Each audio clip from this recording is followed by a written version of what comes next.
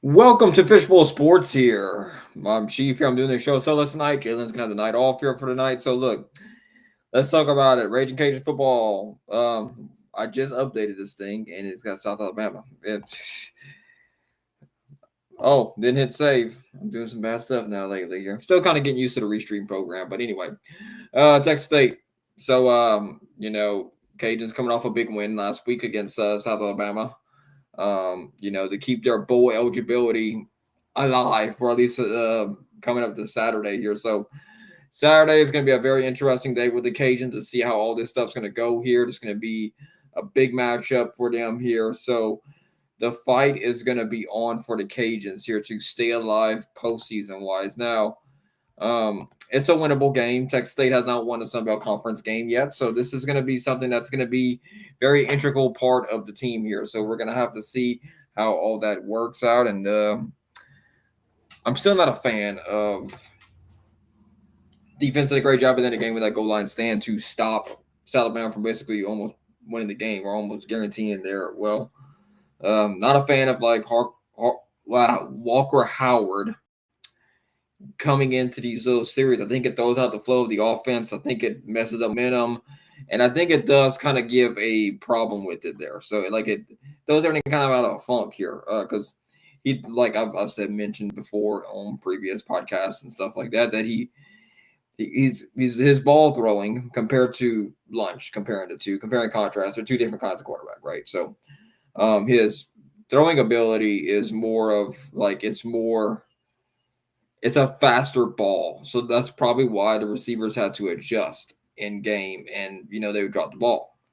Compared to Lunches where his ball is a little bit more slower, it's not as much zip as Walker Howard. Walker's got more of arm strength than Lunch does. That's just the way it is here. And that makes sense here.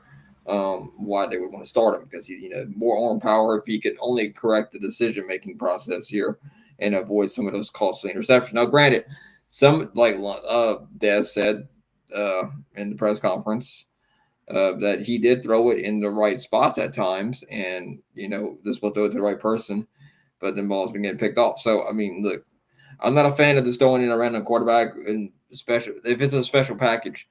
Like I mentioned last week, if we're going to throw Walker Howard in packages here, I want Lunch on the field. I think Lunch is such a playmaker that I think he gives the Cajuns that X factor on the field, like we've seen with Marshall. Like we see his ability to run the ball is too much for these defense to contain. And he can throw the ball, yeah. Um, I will say this though: take the win for South Alabama for what it is. They're not a very good football team. The Cajuns, we're both in the bottom 25 of ESPN. That does not equate to us beating a very good team this week here. Now, Texas State, they were projected to be way up there with the Cajuns, right? Contending for the West. This was supposed to be the game that determined the West like it was last year, and it's nowhere near the case here. So year to year, we're having this issue of where how do we rank these teams here? Like we really don't know, right? Of who's the top dog, who isn't the top dog. We're going to continue having these problems come up year after year, and that's just the way it's going to be. I mean, this is nothing new about that there. So to kind of look at these stats coming up here, Raging Cajuns versus Texas State, and it's gonna be a very interesting ball game here. So this is gonna be one of those where I think the dual threat ability of Lunch is going to come into play here. So Texas State is going to have to keep a spy on him to keep him in the pocket. This is going to be Texas State's game plan.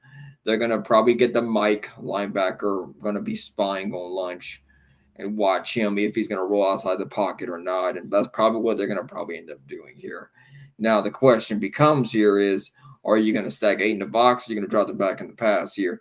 Probably stack 8 in the box. I think they're going to load up the box. Maybe bring 7 personnel in there, 7 or 8, and try to force the Cajuns to throw the ball. That's been basically the formula to try to stop the Cajuns so far this year because you got to try to get them to respect your ability to throw the football, and that is what they're going to probably try to do.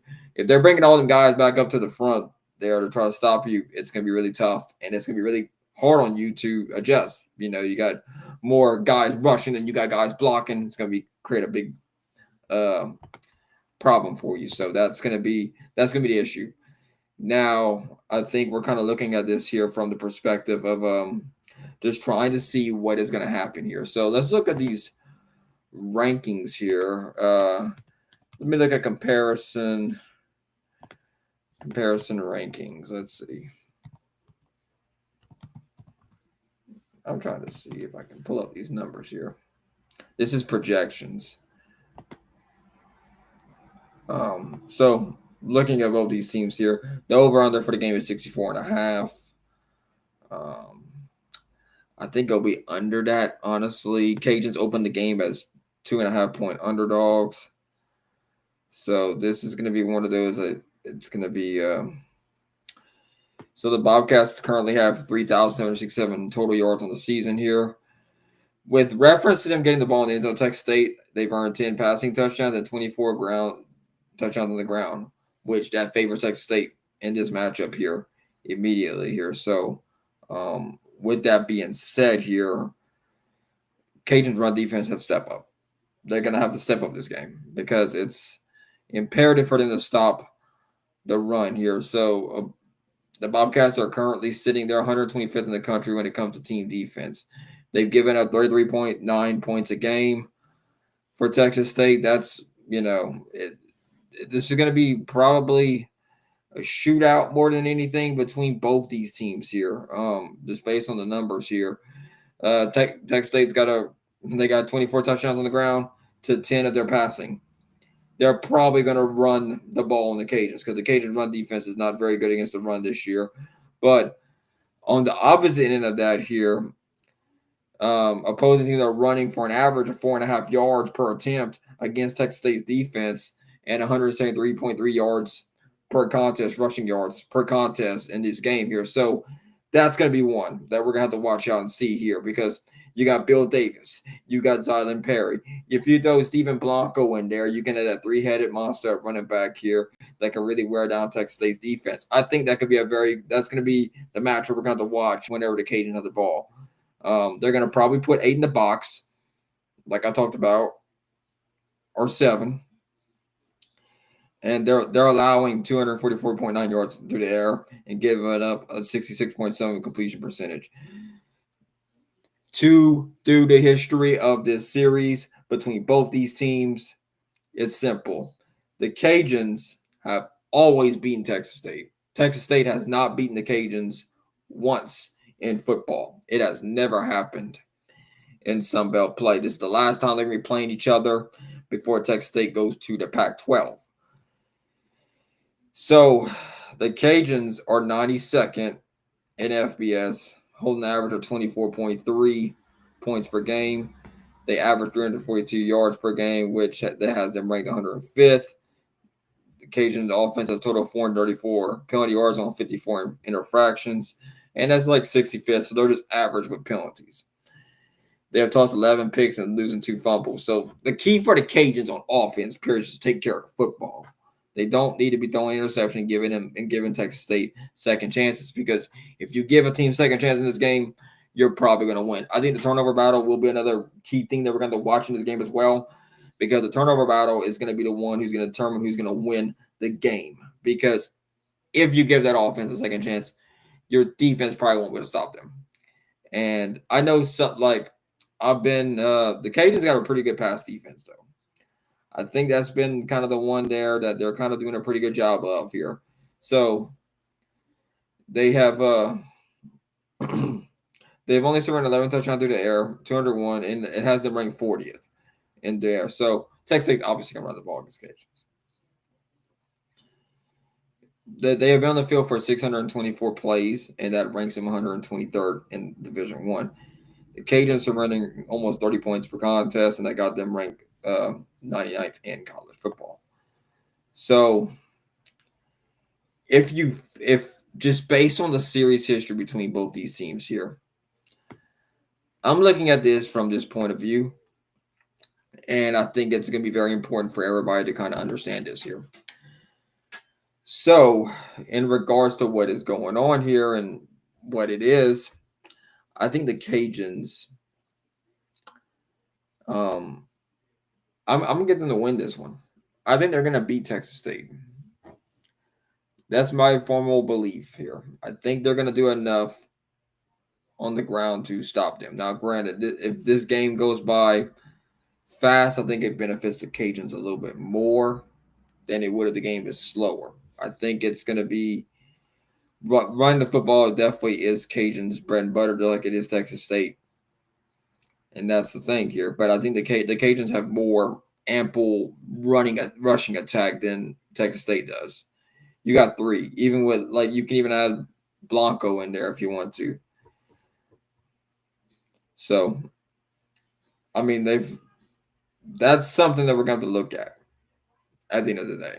It is something that's going to be very important to look at this matchup and be like, okay, I understand what he's talking about.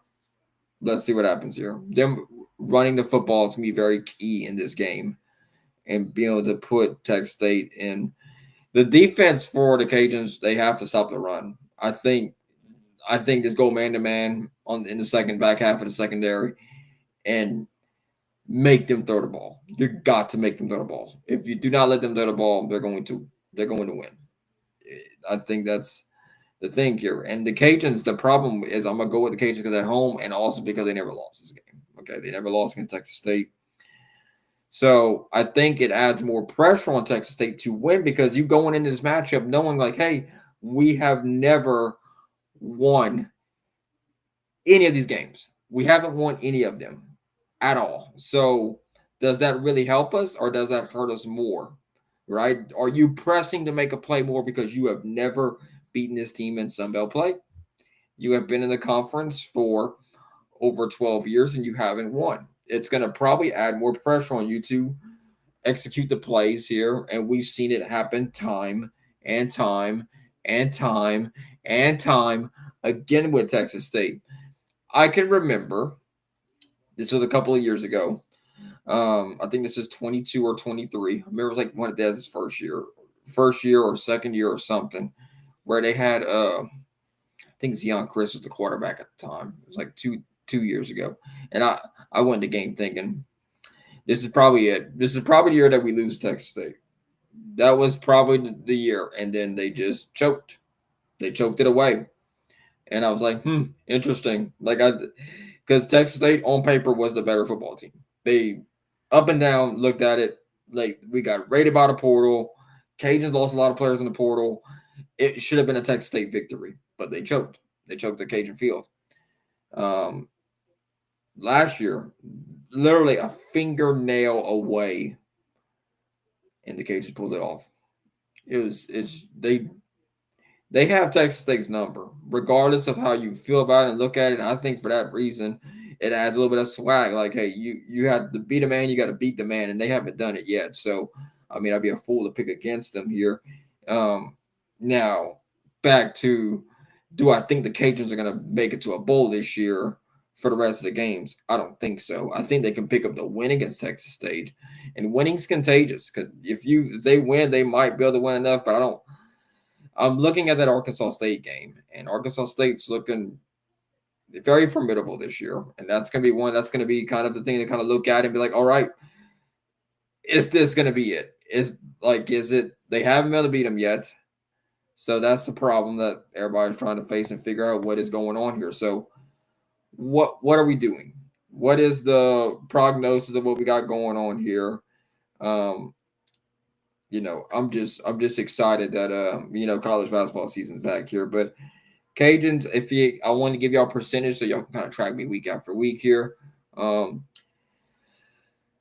I think they could beat ULM. I think ULM's a win. I think they'll beat Texas State. I think it's gonna be a close game. I don't feel good about it. I don't feel good about picking any of these games with the Cajuns this year. They do have a lot of injury, but they're getting more people back, and that's pretty good. Sheldon Sampson seems like he's starting to find his rhythm, his offense here. It just kind of took him a little bit longer, but that Jonesboro game is so hard to win for the Cajuns throughout their history. It's so hard. You got Texas State this weekend. If you win there, you only got to win two. But I'm looking at that Arkansas State game, and I'm getting like flashbacks of 23. I think what might actually happen is we might go over there and just get our butts handed to us. That's the fear. That is my nightmare scenario that we go over there and we just get beat, like skull drag across the field. I don't know. I don't have any stats to back me up on this, but that is a gut check feeling, and it's a gut feeling for sure. That's what would happen in that game. And I think we would beat UOM. So I think I got us winning 2 or 3, and it's like, Chief, you got us at 5-7. I could see us being 4-8. I could see us dropping this Texas State game and Arkansas State. The Texas State one to me is really as a toss up. If I have percentages, I got a 52% chance of Cajun winning and a 48% chance for Texas State winning. So the difference is I think it depends on Lunch. I think if Lunch is on his A game like he was against Marshall, I think they win. And Texas State's got a lot of issues they got to clean up, especially on the defensive part of the ball. So that's something you have to look at here. Friday night at the Cajundome, the Cajuns are going to Louisiana Ragin Cajun men's basketball is going to be home opener. So that's something really good here. Let's look back at last game for a little bit here before we start going in there here. So I'll say this. I like the defense after the first game here. I know they had some people like, oh, they kind of like they lost the game and offense was kind of stagnant there. Um, and the Cajuns lost 75-64. The score is a little bit misleading toward the end. Ball State just kind of pulled away. They started getting on a run late in that second half, able to pull away against the Cajuns there. So look, that score is a little bit misleading here. And Southeastern comes to the Cajundome there at home, so that's 7:30. Bring the family, bring the kids. It should be a very fun home opener for Kiwanis White. I'm kind of interested to see how the crowd's going to do that game here. I think the Cajuns, to me, based on what I'm seeing in the first game, I know I told you on the preseason I predicted this team to win the Sun Belt. That was my hot take with my hot sauce, and I'm staying with it, even after the first week. And you're probably saying, "Oh, that's probably a homer pick." No, it's not. I mean, it could be considering because I am a Cajuns fan, but I just see their size and their length. They don't have any bigs at the bottom yet. But I do think this with the Cajuns here. They look faster.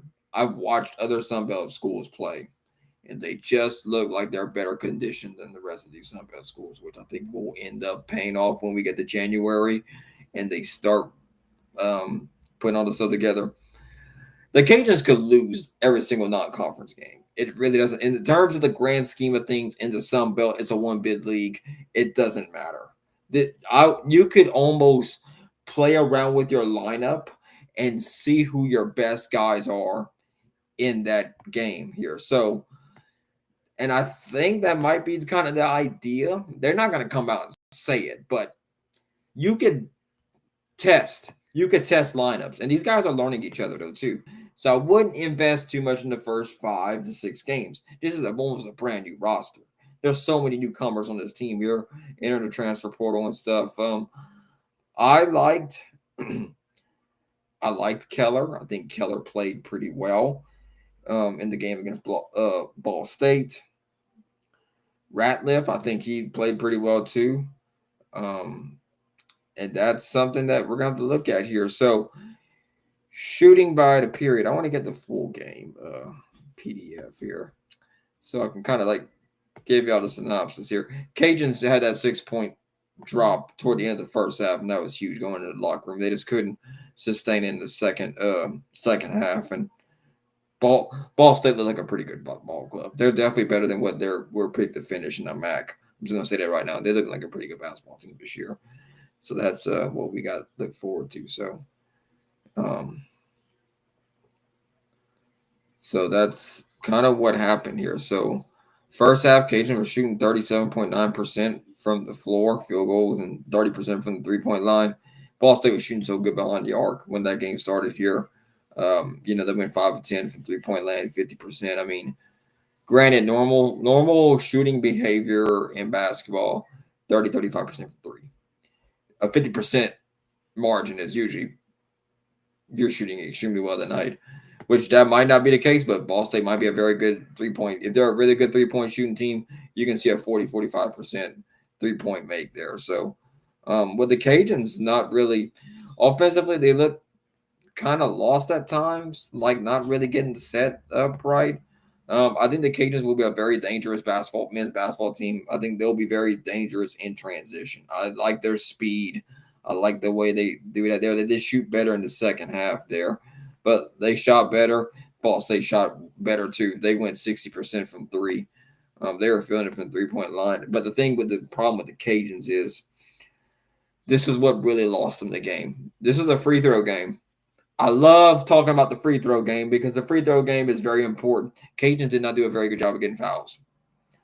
That is something they're going to have to look at and just go with it there. Olvera played very well. So they have some playmakers for the Cajuns. I will say that. I think they do have that here. Cajun shot 33.3% beyond the arc, 46.7% from the floor. But free throws, you look at the percentage and it's like 40%. Not great. Not a great free throw shooting percentage right there. Only 40% from the free throw line. Cajuns only shot 5 free throws in the second half. Yeah, you heard me right. 5 free throws only. Compared to Ball State, they shot 19. Cajuns men's basketball has to be able to generate more fouls. I want to see them drive it more inside than trying to pass around the perimeter, take a couple more drives inside, and try to get these contact fouls, driving to the hoop and get 2 points there. Ball State, like I said before, like a really good basketball team here. They were red hot from behind the arc that night. They never dropped below 50% shooting beyond the arc that game. First half went 50%, second half shot 60%, 3 of 5. But from the floor, they were shooting 53.6%, which is about what you want to be anyway. So I think Ball State, I'm gonna give it a pass here. Um, I think I just don't think it's a very good thing here. I just don't think this is a not too good. On and off. Let's see. Point differential on off. Yeah, Jeremiah Evans when he's off the floor and Joshua Lewis is like 10 points. Olvera 10 points. Points per minute. Oh, yeah. Let's see. 1.98. I mean, it depends on how long you're on the court too. Yeah, Bial wasn't on there that long. I mean, he's still trying to figure out his starting five. You're gonna probably see a couple of different combinations from Kiwanis White here. I did like the defense; they were very stingy, but I was surprised that Ball State was able to match their intensity. Like I thought, the physicality factor of the Cajuns were gonna beat Ball State. I thought they were gonna out physical them there, um, and that's the thing here. So that is something to look at and see what is going on. So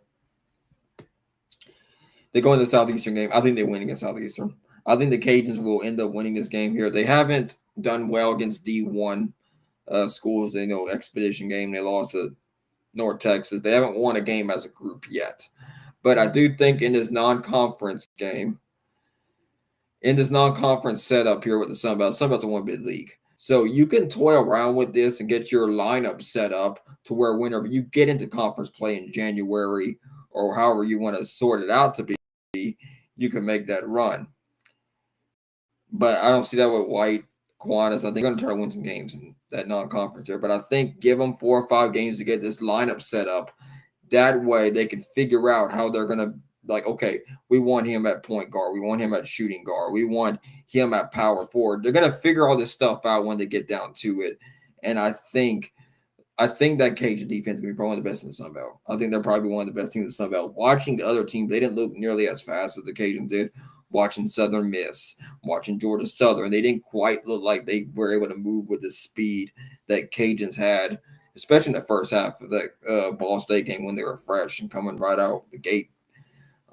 It looked like they were kind of the Cajuns like a little bit quicker than the other teams. Compared based on one game. Now we don't want to put a lot of stock into one game because you start over analyzing stuff. You're like, okay, what's going on here? But I do think that the Cajuns do beat Southeastern on Friday, which will end up setting them up here. Now let's start talking about Ragin Cajun women's here. They had a loss too. They played at the Cajundome on I think it was Monday. Was it? It was Monday, I believe. It was Monday. I get lost in my days, guys. You gotta forgive me. They'll be playing Delta State. They should win. Then they'll end up playing Texas, and they're not going to beat Texas. That's just the way it is here. They couldn't beat Bowling Green. They lost pretty handily to Bowling Green.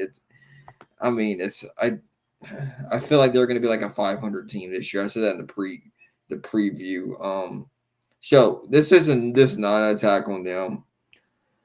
It's just I just don't think they have the size and the land, especially with some of these bigger teams, like more size and stuff going in there. So for the Bowling Green shot 51% from the floor. Cajuns for the game. Cajuns shot 41. That's a recipe for a loss right there. Free throws, they had 29 free throw shots. Cajuns had 14, almost mirroring the same game. So that's the problem. So let's just yeah, I think they'll beat Delta State. I mean, the Cajuns for them to say it here. Uh Manley and Price really paced the Cajuns, and Jasmine Jackson, she played well herself, so that's good for the Cajuns to see. But I think they'll get their first win. I'm not looking too much about it. Cajuns had they got some decent scoring from the paint. They had they did pretty well at the fast break opportunities. So they were we were kind of dead even. They after the first quarter, they kind of it slowly went to Bowling Green. The Cajuns were never outscored them at any point, any period from that point on. Here, only had one lead change, and that was it. Once that lead change happened, game was tied at least 3 different times. Cajun only had the lead for 11 minutes and 26 seconds, where Bowling Green had it for 25 minutes. So I mean, look, they were pretty much dominating it there. Um, Yep, Cage's biggest lead was 7. Bowling Green's is 20. So, look, I mean, hey, what can you do here in this situation here? So, we'll see what happens with it. I mean, it happens here. They'll go back 1-1 and be 500 heading to Texas. So, that Texas game is going to be a big one for them. If they could steal one, that would be the one I would love to steal. But I just don't think it's going to happen for them there. So, I will pick them to lose that one there. I just don't see it happening. Texas is one of the best teams in women's basketball, or just best programs, period, in women's basketball. They're going to be tough to beat. So that is something to look at here. Now, let's look at the predictor. I know y'all going to moan, oh, Chief, why are you bringing up the predictor? The predictor is going to do terrible records. It is. It's going to do a terrible record for both of them, but because it's only got one game computed in it, but I want to see it change over time. Net rankings, what you want to look at the most whenever you're looking at this here. If we're talking about the NCAA tournament, the net ranking is what that committee is going to be looking at here. So that is something to look at and just kind of acknowledge as we go here. So that is something to see here. Let's see if we can look at this here. All right. So with the men, they have a net ranking of, according to WarrenNolan.com, 318. You can look at this stuff. It changes every single day. RPI changes. They're at 119 live right now, RPI, which is the same RPI. Everybody that's won got an RPI of 1. Everybody that has lost has a 119. So let's do predicted results here. It's got them winning 9-21, 7-11. I think they're going to do way better than that. I think they'll beat McNeese, actually, which is interesting. I think the Tulane one's interesting. I think they have a shot of beating Tulane. I think they'll lose to Stanford, Santa Clara, and UC Davis. That's kind of interesting. They could drop all 3 of those games. But I'm feeling pretty good about it. I do think the Cajuns will end up. I think they'll do very well in the Sun Belt. They've already given them some wins in the Sun Belt. Let's see, 1, 2, 3, 4. What was the conference record? 5. The guy even beating Southern Miss. Like I talked about, Southern Miss didn't look as they did. I was not impressed with Southern Miss or Georgia Southern, the 2 teams that I lost from the Sun Belt. Watching these games, I've been trying to watch all these games and keep up with everything here. It's kind of hard whenever we do 2 teams here, so trying my best here. But yeah, granted, looks like this is going to be a very good defensive Cajuns team here. I want to see if them put it all together and just see, but we'll see what happens with all that there. So thank y'all for tuning in here to this episode here of Fishbowl Sports. I hope you have a great, wonderful night here. Y'all stay safe out there. Just have a good weekend. I'll be about Lafayette for sure this weekend. It's gonna be very fun. And just hope to see y'all. Thank you for tuning in. Hope you have a great, wonderful day. We're gonna see you here next time here on Fishbowl Sports. Have a good night, Fishbowl Nation.